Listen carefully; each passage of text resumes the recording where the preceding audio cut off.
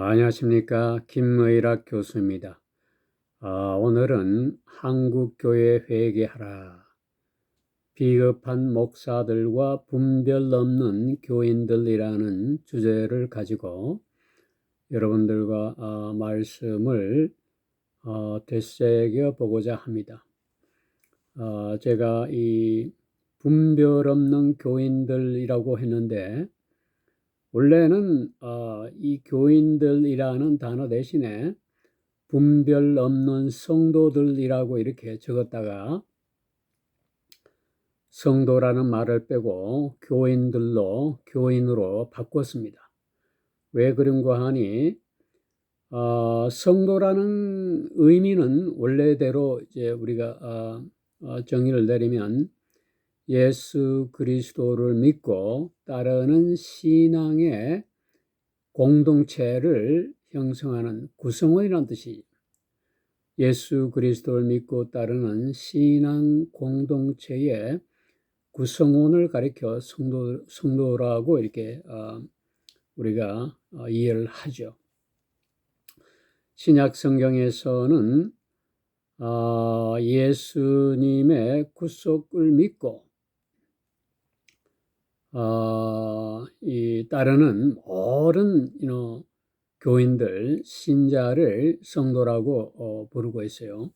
성경 말씀에 보면은 에베소서 1장 1절과 빌립보서 1장 1절 말씀을 보면은 교회에 속한 모든 교인들, 신자들을 가리켜 성도라고 이렇게 부르고 있어요. 그러나 성도는 단순히 도덕적으로 흠이 없고 말이죠. 도덕적으로 착한 사람을 의미하지 않아요.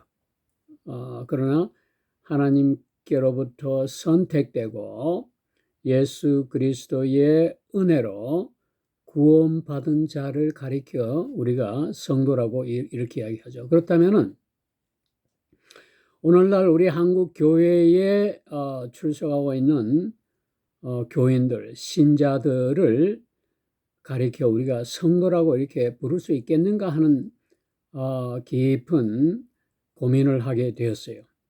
교회에 출석하고 예배에 참석하고 찬양을 하고 봉사하는 구성원들 가운데 예수 그리스도의 은혜로 구원받은 자들이 얼마나 될까? 이 고민을 깊이 하지 않을 수가 없었습니다.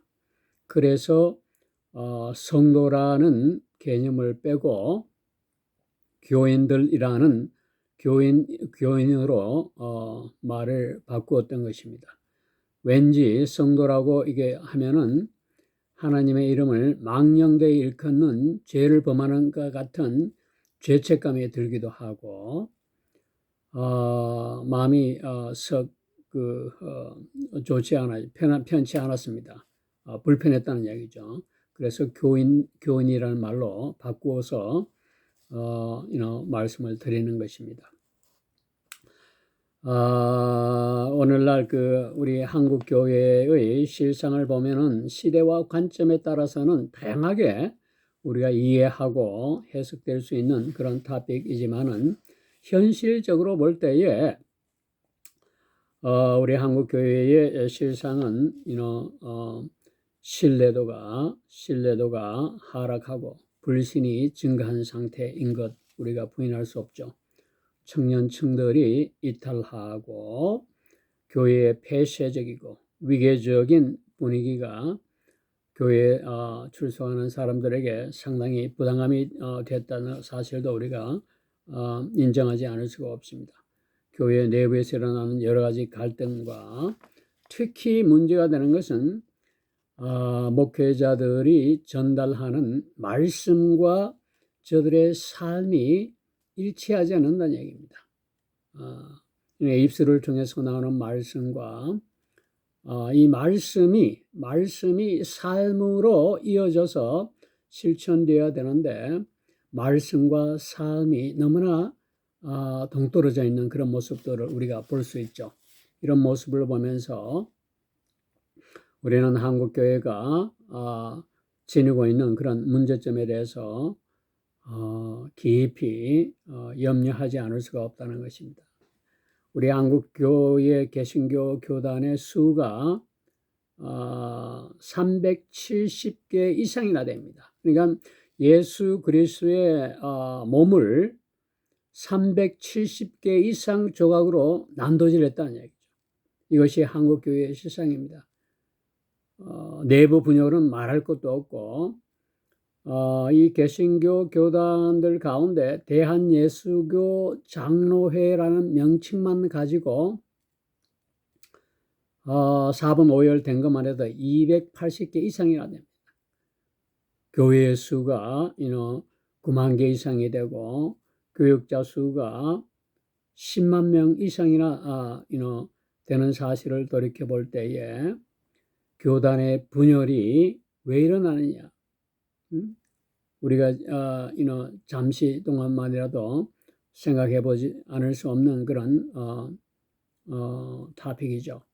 신학적인 노선이 보수와 진보라는 명목으로 갈라져 있고 성경을 해석하는 차이가 산재되어 있고 교권의 다툼이 일어나고 행정적으로 분쟁이 일어나고 목회자 개개인의 신학적 견해에 따라서 4분 5열되는 모습을 보면서 이제는 한국교회가 하나님 앞에 무릎 꿇고 회개하는 길만이 살아남는 길이라는 생각을 구구절절하지 않을 수가 없게 되었습니다. 원래 비겁한 목사들이라고 제가 이렇게 이름을 붙였는데 이 비겁한 목사들의 개념은 진리 앞에서 침묵하고 있는 벙어리가 된 그런 목회자들을 가리켜 일컫는 말이었습니다. 원래 진리라는 이 말의 의미는 영원히 변치 않는 사실이라고 이렇게 우리 한국 사전에서 이렇게 정의되어 있습니다. 영원히 변치 않는 사실이 진리라고 이렇게 되어 있어요. 그렇다면 우리 기독교에서 하나님 진리의 말씀은 변하지 않는 참된 깨달음과 생명의 언어를 뜻하는 굉장히 귀하고 귀한 말씀이죠. 요한복음 14장 6절 말씀에 나는 길이요 진리요 생명이라고 했습니다. 그러나 이 진리의 말씀에 침묵해서 벙어리가 된 우리 목회자들의 비겁한 모습을 보면서 아주 가슴을 치고 통탄하지 않을 수가 없다는 느낌을 항상 갖게 됩니다. 그런데 이 진리나 진리의 말씀을 우리가 교회에서 전하게 되면은 첫째, 교회 안에 분위기가 달라집니다. 교회 안에서조차도 말이죠. 진리를 말하는 것이 환영받지 못하는 그런 시대가 되어버린 것이에요. 우리가 살고 있는 이 시대가 그렇다는 얘기입니다. 불편한 지적을 하게 되면은 이를 말이죠. 비판하거나 정죄하는 것으로 교인들이 받아들입니다. 그리고 교회 안에 많은 리더들이 이런 분위기 가운데서 진리의 말씀, 올바른 말씀, 전해야 할 말씀들을 아끼기 시작했어요. 본질을 말하면 공동체가 흔들리게 되고 진실을 말하면 교회가 분열되는 그런 염려를 하게 되는 지금까지 이르렀단 말이에요. 그래서 우리 모두가 비겁하여 침묵하는 그런 비겁한 모습을 보이게 된 것입니다. 생각해 보세요. 예수님은 사람들이 위협을 가했을 때도 하나님의 뜻을 굽히지 않고 정직하고 진실되게 전했습니다. 그러나 오늘날 한국 교회는 진리를 외치는 목소리에 아주 둔감해졌어요. 무감각해졌어요. 민감하지 않습니다. 진리의 말씀을 전해도 반응이 없어요. 목사들은 교회 분위기를 해치지 않도록 말씀을 외면하는 쪽으로 기울어졌고 교회 사역자들과 리더, 직분자들은 불편한 말을 삼가하고 교인들이, 성도들이 듣기 좋은 말씀만 하고 또 그렇게 기대를 하고 있습니다. 그렇다 보니까 교회는 어떤 의미에서 평온함을 유지하기는 하지만은 하나님 말씀이 지니고 있는 능력은 잃어가고 있는 현실이 되어버렸습니다. 디모데후서 4장 3절 말씀에서는 이렇게 적고 있습니다. 때가 이르리니 사람이 바른 교훈을 받지 아니하리니 귀가 가려워져서 자기의 사욕을 따를 많은 스승을 둔다고 이렇게 지적하고 있습니다. 여기서 때가 이르러 사람이 바른 교훈을 받지 않는다고 했는데 왜 이런 바른 교훈을 받지 않을까요? 바른 교훈이 나빠서일까요? 도덕적으로 바르지 못해서일까요? 여기서 말하는 바른 교훈은 탐욕을 멀리하라는 바른 교훈이죠. 교만하지 말라는 바른 교훈입니다. 사랑과 자비를 행하라는 바른 교훈이고 진실하게 살도록 가르치고 인도하는 그런 바른 교훈입니다. 그런데 이 바른 교훈을 사람들이 받지 않아요. 교회 안에 성도들이 바른 교훈을 전하면은 불편해하고 싫어합니다. 생각해 보세요. 이런 현상이 오늘날 우리 한국 교회의 모습과 너무나 닮아 있지 않습니까? 여러분들은 그렇게 생각하지 않아요? 사람들은 바른 말씀은 거부하고 자신에게 즐거운 말만 기대합니다. 회개를 촉구하는 불편한 말씀, 죄를 지적하는 말씀은 모두 받아들이지 않습니다. 그런 말을 하면 공동체 안에서 외면당하거나 적대시 당합니다. 그래서 오늘 한국교회 안에는 진리를 외면하는 그런 교인들로 넘쳐나고 있습니다. 이런 현상은 정말 두렵고 소름 끼치는 사실입니다. 여러분 가슴에 손을 얹고 냉철하게 되돌아봐 스스로 자문해 보세요. 그리스도의 몸인 교회가 진리에 침묵하고 진리를 외면한다면은 그것은 곧 예수 그리스도를 버리는 길이고 버리는 행위고 예수 그리스도를 배척하는 행위나 다름이 없다는 사실을 우리가 잊지 말아야 할 것입니다. 갈라디아서 4장 16절 말씀에서는 이렇게 적고 있습니다. 사도 바울은 내가 참된 말을 함으로써 원수가 되었느냐 이렇게 말하고 있어요. 사도 바울은 진리를 말해서 적대적인 반응을 주변 사람들로부터 많이 받았습니다. 그러나 사도 바울은 침묵하지 않았습니다. 오늘날 한국교회의 비겁한 목사들과 달리 침묵하지 않았습니다. 오늘날 한국교회의 모습을 생각해 보세요. 교회가 회복되기 위해서는 하나님 말씀 그대로를 정직하고 진솔하게 말해야 되는 것입니다. 모두가 침묵하게 될 때에 누군가는 방향을 바로 잡아야 하는데 오늘날 한국교회에서는 방향을 바로 잡을 수 있도록 이끌어주는 이가 없습니다. 그것이 리더의 사명인데 리더의 사명은 우리가 제껴 놓고라도 우리 한국교회에 이런 바람직한 현상은 보지 못하는 것이 현실입니다.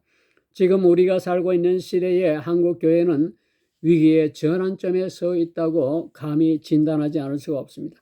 침묵이 교인들에게 편하고 진리는 교인들에게 부담스럽고 분위기를 유지하는 것이 더 편안해지는 시대에 처해 있는 것이 한국교회의 현상입니다. 무엇을 붙들어야 할지 우리가 교회 안에서 무엇을 붙들고 의지해야 될지 우리 스스로 자문해 보아야 되는 그런 시점이 된 것입니다. 그리고 가슴을 찢고 동의하는 심령으로 회개하는 심령으로 무릎을 꿇어야 우리가 살고 우리 한국이 살아남을 수 있게 되는 것입니다. 진리의 말씀은 불편할 수밖에 없습니다.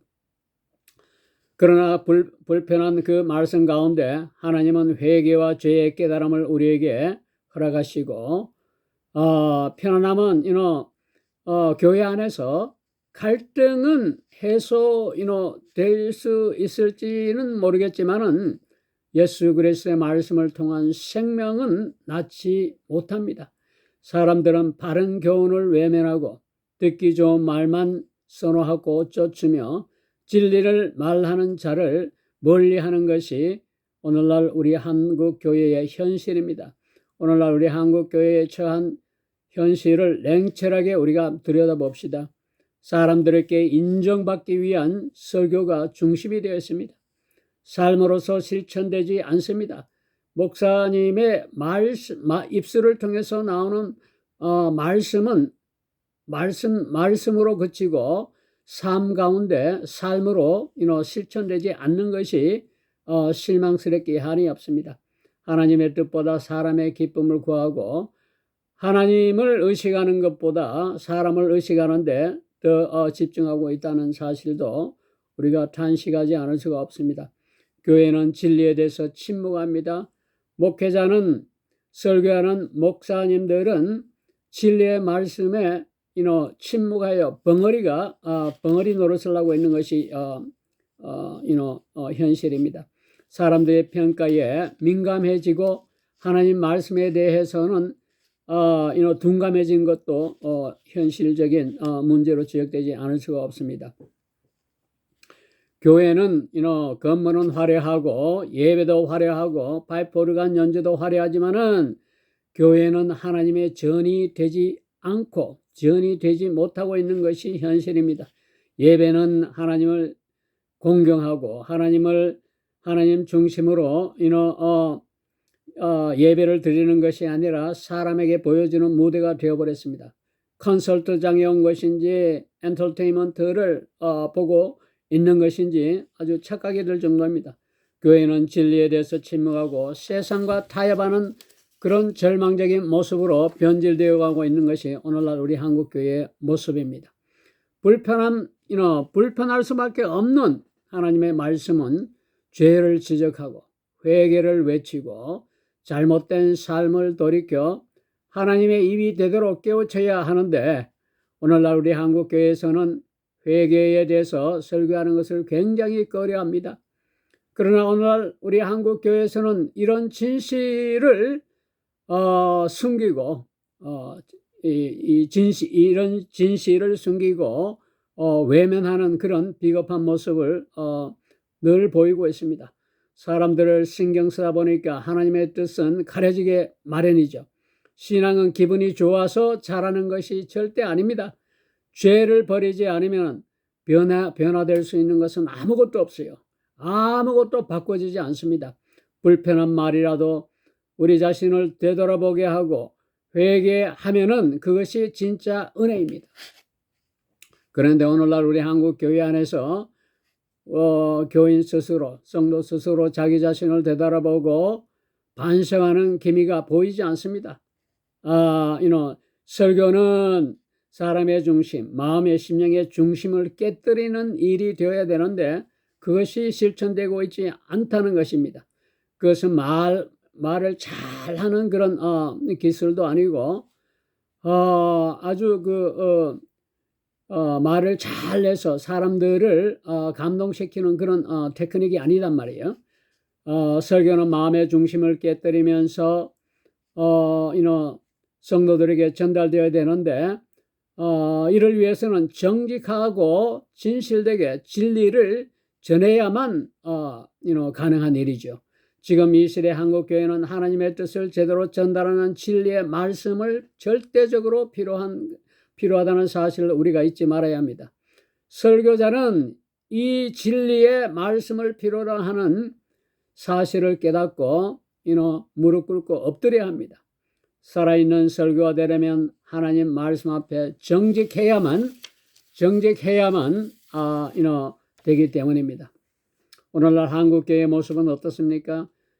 교인들의 영적인 상태는 깊은 잠에 빠져서 깨어나지 못하고 있는 혼수 상태나 다름이 없습니다. 삶이 어떠하든 상관없이 교회에 출석하고 예배하고 찬양하고 봉사만 하면은 구원받았다고 생각하며 예배 생활을 아주 즐기는 그런 절대 다수의 사람들이 교회에 아주 넘쳐나고 있습니다. 우리는 언제부터인가 비겁하게 침묵하는 벙어리 목사들의 설교를 들으면서 은혜를 받았다라는 말보다 기분이 좋다는 말에 더 익숙해져 있음을 우리가 볼 수 있습니다. 그래서 불편하게 들릴지는 모르겠지만은 말씀의 본질이 사람의 마음을 바로 세우는 것이 아니라 마음을 편하게 하고 기분 좋게 해주는 것으로 여기기 시작했던 이유가 바로 여기에 있습니다.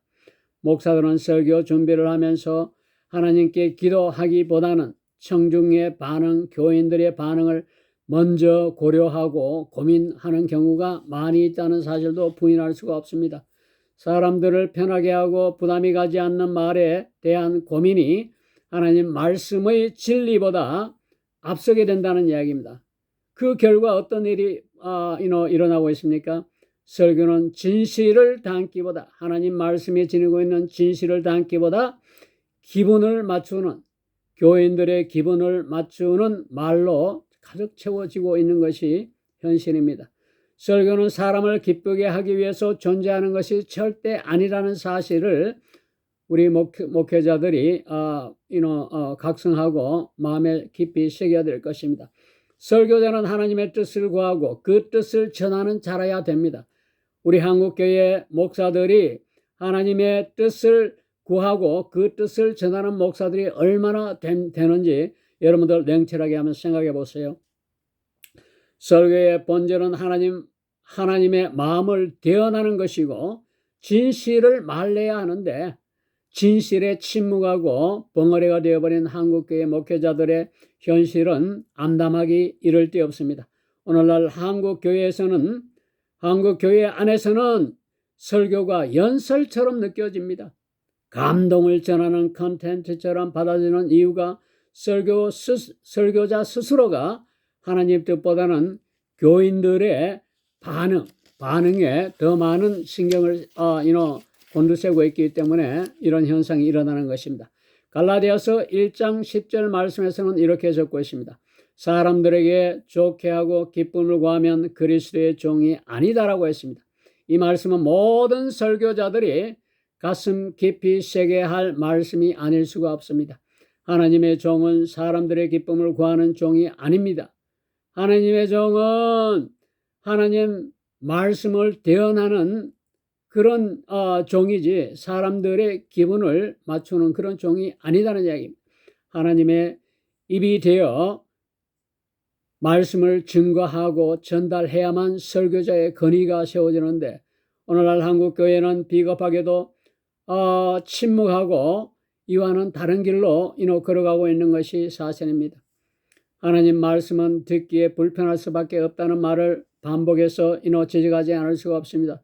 하나님 말씀은 죄를 지적하고 회개를 지적하며 잘못된 삶을 돌이키라고 외치기 때문에 불편할 수밖에 없는 것입니다.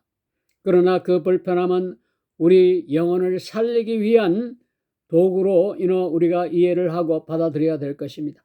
성경은 단지 사람들을 위로하는 책이 아닙니다. 사람들의 기분을 좋게 하는 책도 아닙니다. 하나님은 회개하고 변화된 사람에게 새 생명을 주시기 위해 먼저 죄를 드러내신다는 사실을 우리가 잊어서는 안 될 것입니다.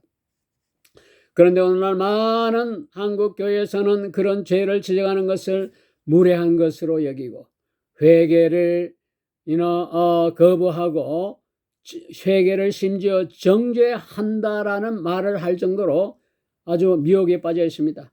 그래서 진실을 외면하는 절대 다수의 목사들은 교인들이 즐기는 편하게 받아들이는 안전한 말과 상처받지 않는 말만 골라서 하게 되는 것이 현실입니다. 그러나 하나님의 슬픔과 분노와 염려는 성도들에게 전혀 전달되지 않고 있습니다. 그래서 교회에 나온 교인들은 신자들은 은혜를 받았을지는 모르나 삶은 전혀 바꿔지지 않고 있습니다.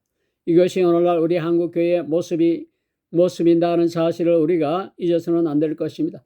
디모데후서 4장 2절 말씀에서는 너는 말씀을 전파하라. 때를 얻든지 못 얻든지 범사에 오래 참음과 경책함으로 말씀을 전하라고 이렇게 적고 있습니다. 이 말씀은 설교자가 해야 할 일이 단지 말씀을 전달하는 데 그치는 것이 아니라는 사실이에요.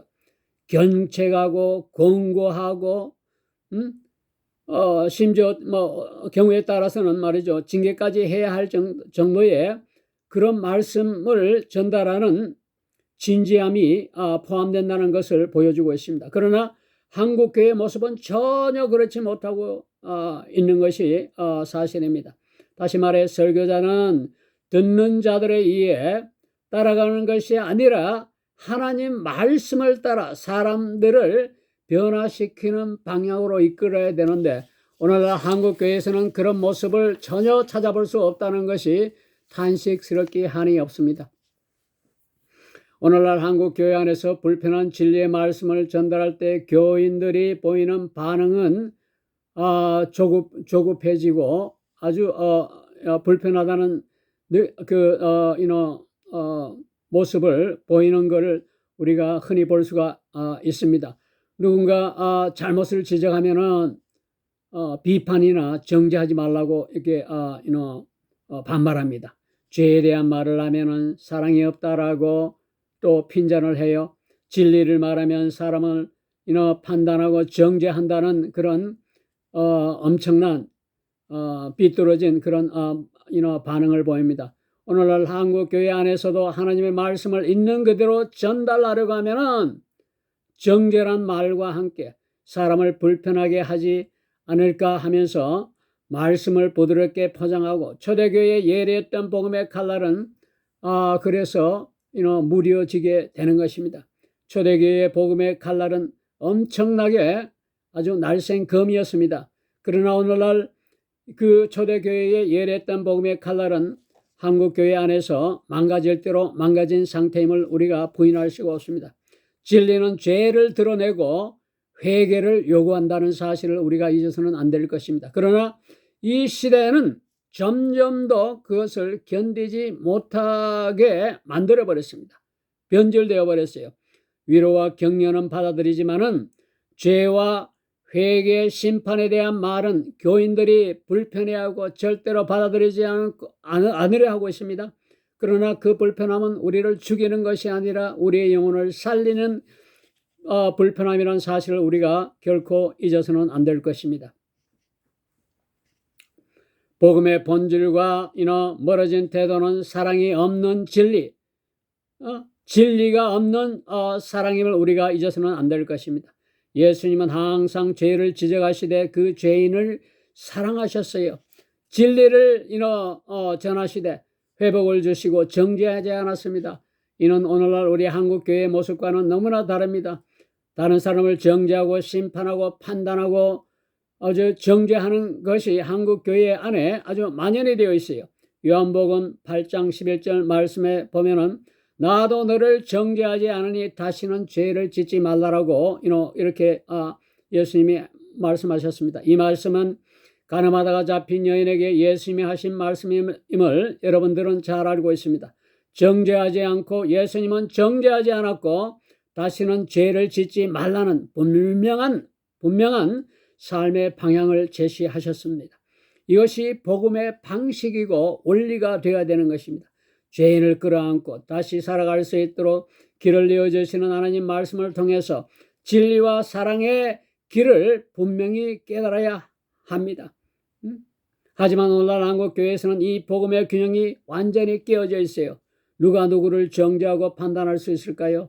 판단과 정죄를 하기 전에 기도하고 중보하여 깨어진 균형을 회복시켜야 될 것입니다.